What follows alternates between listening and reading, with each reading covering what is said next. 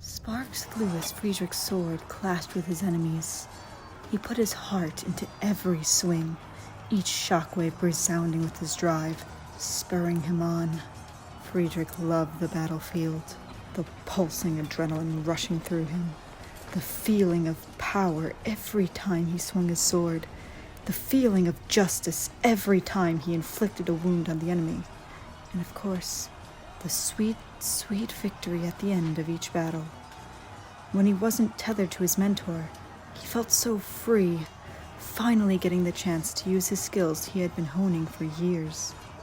Friedrich and his brothers thought that they had bested the Zambians months ago. The snow had long melted, and the summer sun was sinking lower on the horizon. Everything was fine for months, until the Zambians decided to block the Pregel River once again. Not that Friedrich minded. Just sitting in that castle and training was boring. Friedrich lived for the thrill of crushing his enemies in the name of God. But for that to happen, there needed to be some heathen to fight, and enough chaos for his knight to send him into battle. Friedrich stared at the enemy dead in the eye. He scoffed. These stupid heathens didn't even have armor covering their face. Their swords met again, both bodies pushing closer and closer to each other. Friedrich then kicked the man in the stomach. It wasn't too powerful, but powerful enough to take him off guard. Friedrich then slashed at the enemy's face, leaving a large cut over the enemy's eyes. The man cried in pain as Friedrich quickly stabbed him in the face.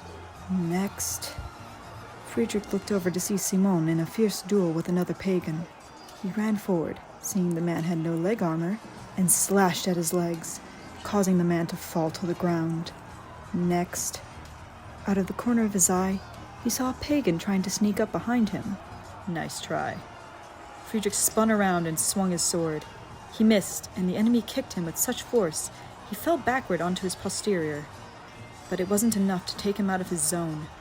Friedrich waited for the enemy to come to him. The enemy swung down at him, but he spun out of the way, rising back to his feet, and stabbing the heathen in the side where his armor was loose. Next, Friedrich looked next to him and dodged the sword just in time, blocking the next swing with his own sword. Friedrich noticed that the enemy was pushing closer. He hit the enemy with his shield, causing him to fall backwards into the mud. The enemy was sprawled out on his back. Friedrich stomped towards him, pressing his feet into the remaining mud so he wouldn't slip. By the time the Prussian realized what was going on, Friedrich was ready for the killing blow. But before he could strike, a large force knocked him sideways, sending him hurtling through the air. Friedrich landed on his back, the mud breaking his fall. As soon as Friedrich realized what was happening, he saw the soldier on top of him swing at him. He rolled out of the way just in time, but was met with a stomp to his stomach. His armor mostly blocked the pain, but that move had cost him his sword. The enemy struck him with his own sword, but Friedrich hid behind his shield. Friedrich couldn't see, but he kicked upwards, hitting the enemy in the leg.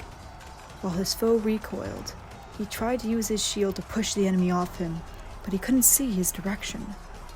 Friedrich heard something land in the mud a bit past his feet, but still felt the heathen on top of him. At least he had knocked the sword out of the other's hand. Friedrich felt the enemy's limbs tense up, ready to bolt after it. "Oh, no, you don't."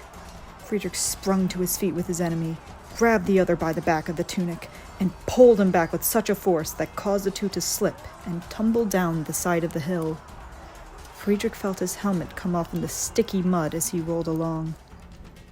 When they finally stopped rolling, Friedrich instantly hopped up, ready for action. But he couldn't see the enemy. He couldn't see any soldiers at all. Had he landed somewhere else? Could he not see him due to the mud? His hair and face were now splattered with mud, the stains dyeing his white uniform a dark brown. He whipped around when he heard the mud squishing. His enemy stood a meter higher than him and was looking around. Friedrich was instantly struck with nostalgia. Bells were ringing in his head, and he couldn't figure out why.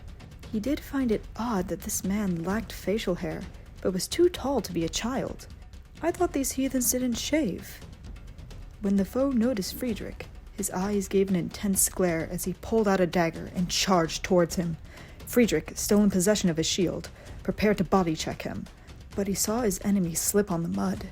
Friedrich prepared to charge when the pagan slid downwards, in between Friedrich's legs, slashing at the inside of his thigh. Friedrich yelled in pain as his enemy knocked him over and resumed his position on top of him, slamming him into the grassy field. The two locked eyes with one another.